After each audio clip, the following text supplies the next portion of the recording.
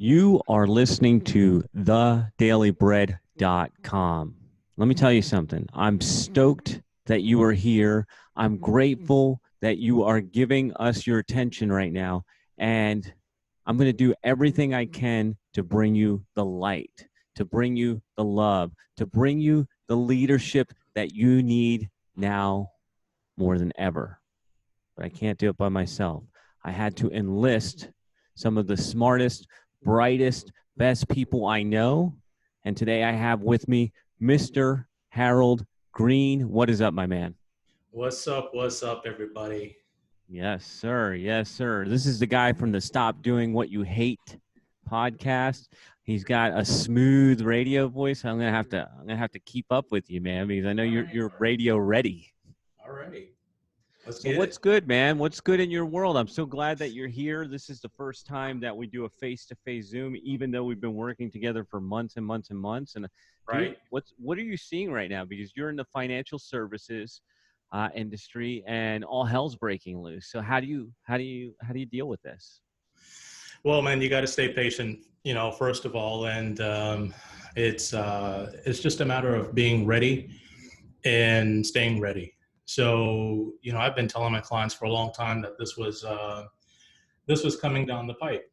You know, Within the next 5 years, we were going to go into some sort of recession or downturn. There's going to be a drop in the market. I've been saying this for about a year and a half to 2 years.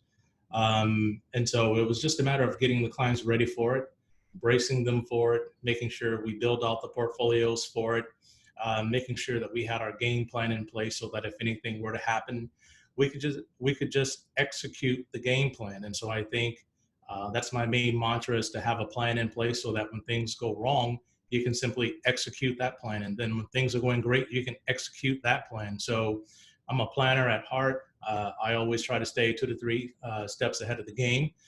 And if you're ahead of the game, more times than not, you have a greater chance of winning than if you're sitting there being reactionary versus being the other way around. That's just my thing. So for me, it's a matter of being patient, staying ready, studying up, researching, making sure I'm not the blind leading the blind, because a lot of times, people are looking to you, and if you don't have your mind right, you don't have yourself right, there's not a lot you can do to help people. You're just going to be, just like them. You're going to be panicking. You're going to be freaking out, and you're not really going to know what to do.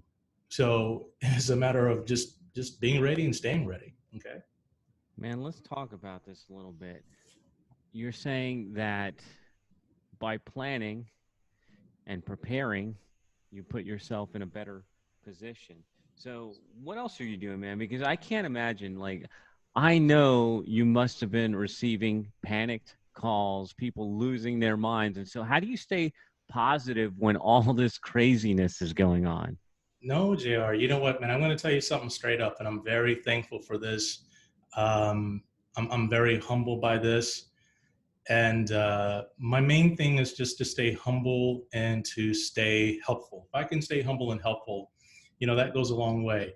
So last year, I built my own RIA, registered investment advisory firm, and I've had clients with me for many, many, many years in different facets of planning, life insurance, annuities, whatnot, college planning, and so on and so forth. And so, about 2.5, maybe 3 years ago, I got into the investment world, and then just began to build out different things or whatnot. I joined a firm before, and that didn't work out too well for me. And so I said, you know what, I got to build my own RIA. So last year, before everything went crazy, I built my own RIA, brought all of my clients over with me from the other firm, and just began to see some phenomenal results in the planning, and then prepare them for what was about to happen. So I think it was October of last year, we had two huge client appreciation events. We split the island in half, and we did one on the west side of the island. We did one on the east side of the island, and so we brought those clients together. And I just really told them, and I thanked them, and I really appreciated them for being with me for all these years, sticking with me and my team, giving us a chance, believing in us, and then allowing us to fight for them on their behalf. And in those meetings, I told them some of the things that could happen in the year to come or whatnot, and told them what we were doing to prepare. So believe it or not, I've gotten probably three phone calls out of all the clients that we have GR3 that said, Harold, actually it was two. Harold, I'm nervous, sell everything to cash. And I'm just going to wait it out and see what happens in the market. It probably the situation was, I think they were watching a lot of bad news, because when I put in the trades that morning to sell their stock, the afternoon the stock just skyrocketed that afternoon. And I was sitting there and I said, I let this client down because what could I have done to calm them down, to let them see that they're holding the right stuff. I mean, we're holding Apple, we're holding Amazon, we're holding a lot of good stuff in there. And when I sold it all, it just broke my heart because I knew right then and there it was the wrong decision. But for me, doing what's in the best interest of my clients is number one. And if giving him peace of mind for that day, my attitude is, so what? I can make it up. I know I can make it up. I know what to do in order to get this back for him. So we sold in, and we waited 2 weeks, and I think it was them watching the bad news. So when you watch bad news, JR, man, things are not good. You can watch the We Can Win channel, or you can watch the We Can Lose channel. And I think they were watching the We're Gonna Lose channel, and things don't look good. And so so 2 weeks went by, and I called that client back, and I said, hey, and I didn't call him, I emailed him. I said, hey, here's what's going to happen in the market, I believe. And, you can take this or leave it for what it is. But I feel like I would be failing you if I didn't tell you what I thought and how I felt, and then gave you the opportunity to do what you will with this information. So the next day he calls up and says, yeah, I think you're right. I think we're ready to get back in. And so I built a new portfolio for him, and I slowly, begin to put the toe back in the water. And next thing you know, what happens over the next week or two, it was actually last week to this week, we've seen what happened. The thing just kind of took off. Today we're up 770 points. As I look at my phone here, we're up big, and so it's looking pretty good for right now. And then the other call I got was kind of similar. He's older, about to send a kid to college, and say, hey, I want to kind of protect what I have in my IRA, so just keep some gold in there, and then basically sell everything to cash. And I said, that's fine with me. Again, if that's going to give you peace of mind, that's okay, because we're going to circle back to this later on. But you know what? I haven't been getting those calls because I've been constantly emailing my clients massive newsletters. I'm sure you've been getting newsletters, right? You've gotten the updates. Yep. So I've been telling you what's going on, keeping you up to speed, letting you know what the strategy is. And it's about being diligent, Jay. It's about being diligent, coming in here and getting it done every day, not sitting on the sidelines, and just really giving it everything I got for these clients. I was supposed to take a vacation right about now. Yeah. Coming off of all of this, I think I told you, I was going to be in Florida here pretty soon, and I wanted to see you and Rachel, and then go down and see some friends. And I was about out of juice. I'll be honest with you, man. I was like, I was out of juice. I didn't have it. And so I told God, I said, man, you know what? I know I'm supposed to take a break, but I'll tell you what, I don't have anything to give my clients right now. So I'm going to have to lean in on you, rely on you even harder right now. And you're going to have to give it to me. So when you give it to me, I can bring it and give it to them. It's like the five, the fish and the bread. When he took it, he broke it, he blessed it, and he gave it. And I said, God, you're going to have to take me. You're going to have to bless me. And you're going to have to break me and then give me to the people. And that's what's going on right now. So I feel really good. I feel juiced. I feel rejuvenated. And I know some time is going to come where I'll be able to take a break, man, and just relax. But right now we're trying to bring it. So clients aren't freaking out. They know what's going on. We've seen this before. We've seen it back in 2008. We've seen it in 2012. We've been here before. We know what to do. And it's a matter of doing what you know. Okay. And that's it for me. Man, so here's what I hear more astute investors than me saying, and I wanted to get your take on it because I really, clearly I respect you. Clearly. I appreciate working together. I hear guys saying that getting out into cash is the absolute worst move you could make right now? Yeah, it's one of the worst moves you can make because the market is down, quite a bit from its all-time highs. But surprisingly, some of my portfolios are up and some are down 20%, and some are down 10%, some are down 5%. It just kind of depends on what the client actually wanted and what they were doing. So right now, to get out and getting cash is the wrong move. I think getting out and then hooking your trailer to some of the tractors that are pulling still, that haven't quite bogged down. You got to find those stocks that you look at them and say, okay, we've been through a 30% drop or 40% drop here. Who's been down 10%? Who's been down 5%? Who's been down 9%, and why? And you look at those guys, you research those guys, and then you put some of your money there. And then you look at income, things that are giving you income. I'm going into treasury ETFs and different things like that. I call it my modified income portfolio. I have some fixed income portfolios. We're putting some money there. But for the clients who have a 10 to 20-year time frame, what I'm also doing is looking at some of the bargains that are out there. Some of the guys that are beat down, down at their 52-week low, pushing through down further through their 52-week lows. And I'm buying that stuff in small doses, buying it in small doses so that I call it lighting the fuse to the dynamite, because eventually it's going to go boom. Okay. And when it goes boom and you're sitting there sitting in cash, what I tell my clients is this: this market is going to go back up again, but it's going to be like climbing out of JFK. I don't know if I used to be an air traffic controller, but when you're climbing out, you're going to go through this turbulence and it's going to be bumpy and you feel the plane going up and down, but it's climbing. It's still climbing. It's still climbing. And eventually you're going to get to 30,000 feet, and you're going to take that heading and you're going to have some smooth sailing for a while and you're going to hit some turbulence here or there. But that's what's happening right now. So, and I've told my clients that and they expect that. And so if you're preparing people and you're telling them and then they can see what's happening as you say it, I think they're more comfortable. Um, Following the herd is not a good thing. And that's why you need to have a long-term plan, because if you're taking everything and putting it into cash, how does that affect your long-term financial plan? What does that do to you, right? So if you're putting everything in cash now and you're going to need a certain amount of income when you retire based on a certain rate of growth, I mean, it's like, how do you catch up, right? So you can put some of that money on the sidelines, but you got to treat it as dry powder and you got to figure out when to get back in. And so if you're sitting there trying to do everything on your own, you got a job, or you're at home right now and you're reading all this advice. I mean, you haven't been investing for that long, or maybe you are a seasoned investor. But the thing is how do you know that's right for your long-term financial plan, right?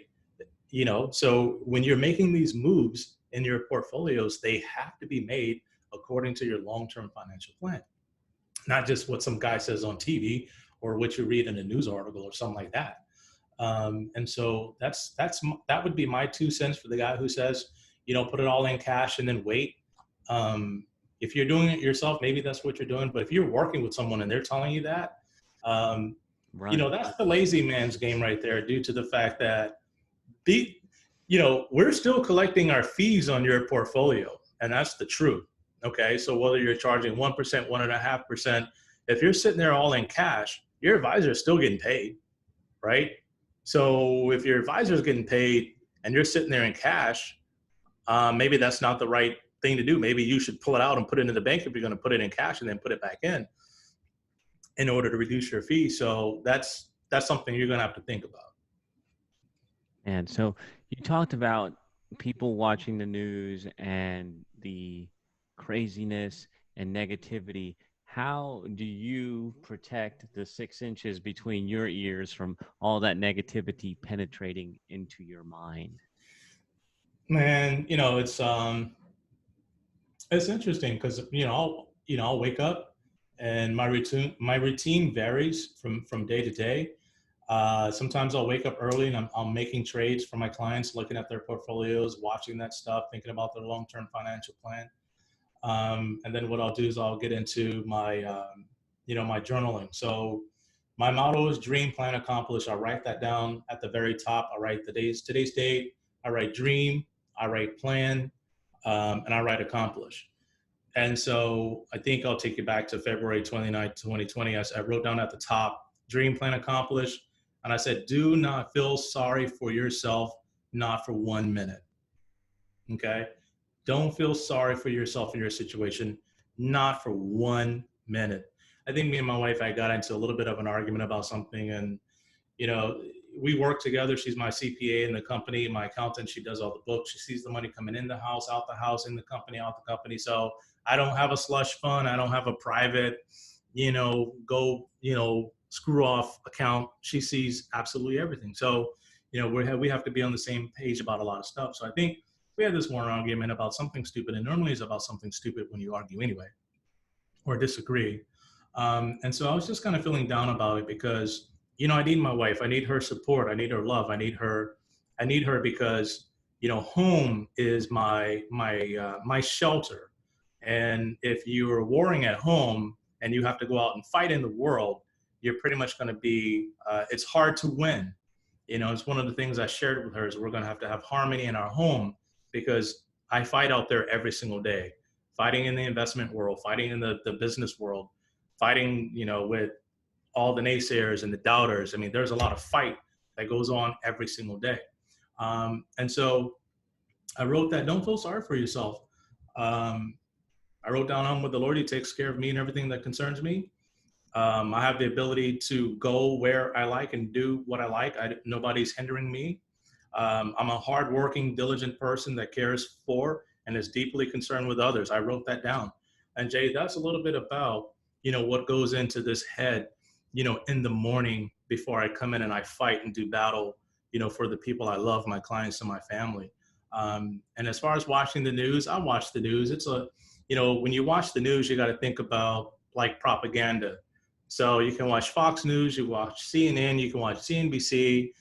I subscribe to the Financial Times. I've subscribed to all of these different, Bloomberg, all of this stuff. And I'm a data freak. I consume tons of data. And when you're consuming data, you have to kind of be able to differentiate between what they are attempting to do with the information that they're putting out. Is it misinformation? Is it helpful information?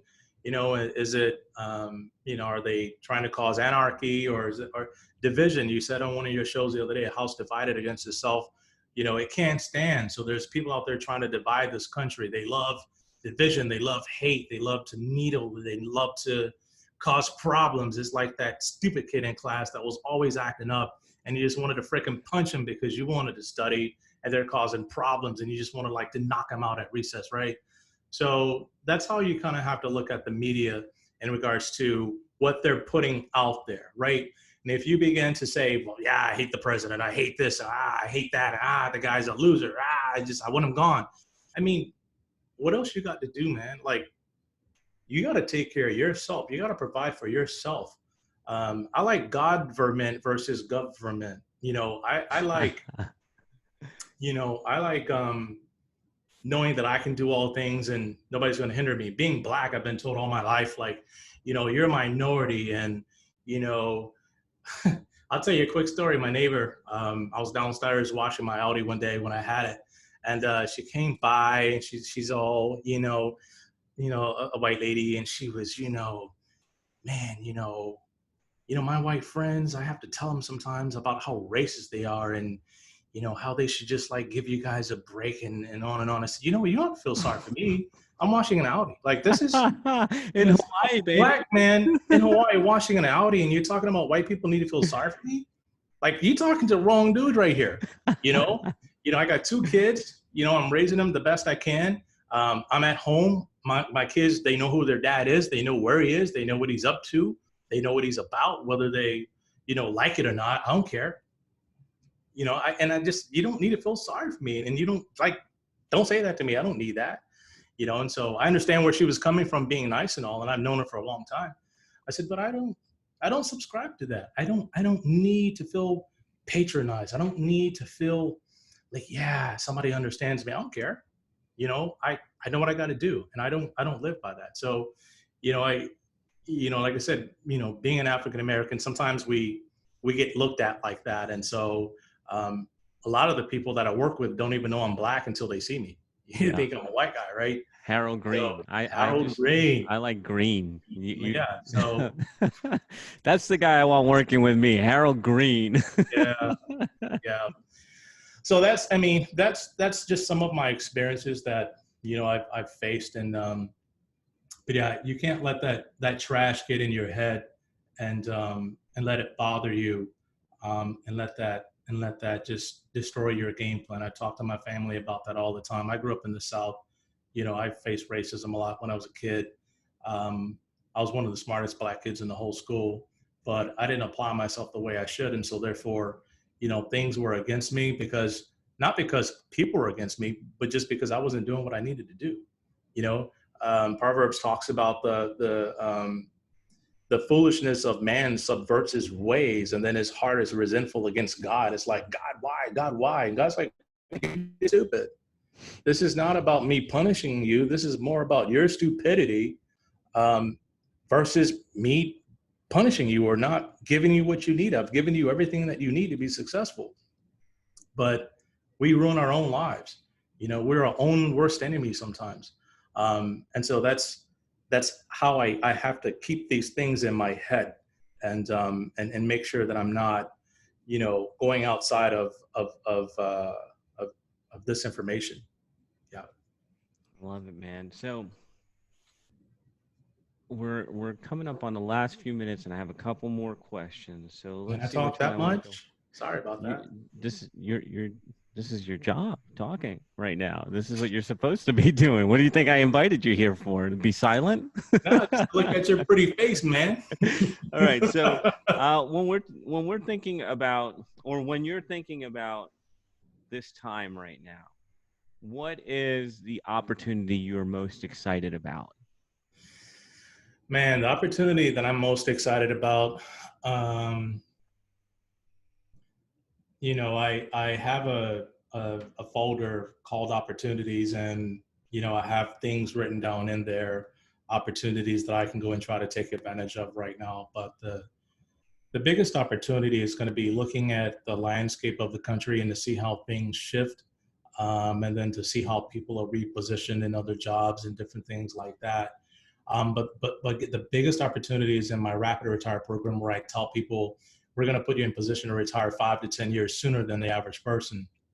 And I think right now in the market, when you have stocks that are down 60, 70, 80%, and you can buy into those and boost your portfolio by potentially 50, 60, 70%, that right there, that's a game changer. Okay. If you haven't lost much and then you can reposition into those guys, I tell you, when this economy comes back, and if we can keep the fundamentals in place, and what we have going right now and what was going good for the country, if we can take that to another level, I think people are going to come out of this hungry. People are going to come out of this ready to fight. People are going to come out of this like, man, you know what? This just happened to me, and I'm going to work like hell to make sure this never happens again. I'm going to reposition myself. And these people are going to be in position, okay, to be Yeah. super successful and to potentially walk away from their jobs and to find other things that they love to do, because we will have recovered and recouped and built up, their portfolios for that. And that's the opportunity that I'm most excited about. I love it, man. So here's the other one that we'll wrap up on this one is we move forward 5 years into the future Yep. and we look back at this time. What do you want to be remembered for during this time? Being helpful. Being helpful. My clients right now, they love how I check in on them personally to see how they're doing. I've reached out to a high school to help them review their financial aid award letters for the seniors, and I'm doing that for free. And so it's a matter of just being helpful, um, and just looking back at this time and saying, you know what, I did the best I could. I was there for people.